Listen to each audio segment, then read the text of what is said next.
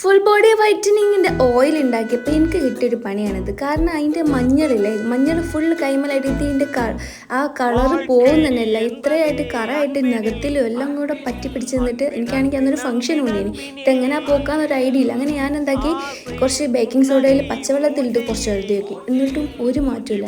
പിന്നെ അവസാനം ഞാൻ കുറച്ച് ബേക്കിംഗ് സോഡ എടുത്തിട്ട് അതിൽ കുറച്ച് സുർക്ക വിനാഗിരിയും കൂടെ ഇട്ടിട്ട് നല്ലോണം എഴുതി. അപ്പോൾ ഞാൻ വിചാരിച്ചു കളറ് ചുവപ്പ് കളറാവണം. പിന്നെ ഒരതി പിന്നെ ചകിരിയൊക്കെ ഇട്ടിട്ട് മാസ്മരികമായി ഒരതി പോക്കിയപ്പം കുറച്ചൊക്കെ ഒരു മാറ്റമുണ്ട്. അപ്പം നിങ്ങൾക്ക് വല്ല ഇത് യൂസ്ഫുൾ ആവും. കാരണം ഇങ്ങനെ ടിൻ്റെ വല്ലതും മഞ്ഞളുടെ ഉണ്ടെങ്കിൽ ഇങ്ങനെ ഇട്ട് ഒന്ന് ട്രൈ ചെയ്ത് നോക്കിയാൽ മതി. അപ്പം എന്തായാലും ഈ കളറിന് കുറച്ചൊക്കെ ഒരു മാറ്റം, കുറച്ചൊന്ന് വൃത്തിയാവും കൈ. അപ്പോൾ ഈ ബോഡി വൈറ്റനിങ് ഓയിൽ എങ്ങനെ ഉണ്ടാക്കൽ എന്നുള്ളത് നിങ്ങൾക്ക് അറിയില്ലെങ്കിൽ നമ്മൾ പേജിൽ അപ്ലോഡ് ചെയ്തിട്ടുണ്ട്. എന്തായാലും ഒന്ന് പോയി കാണുക. നല്ല റിസൾട്ടുള്ള ഒരു സംഭവമാണ്. അത് നമുക്ക് എല്ലാവർക്കും യൂസ് ചെയ്യാൻ പറ്റിയൊരു സംഭവമാണ്. അപ്പം ഇതും നല്ലൊരു യൂസാണ്. അപ്പോൾ ഓക്കെ, ബൈ.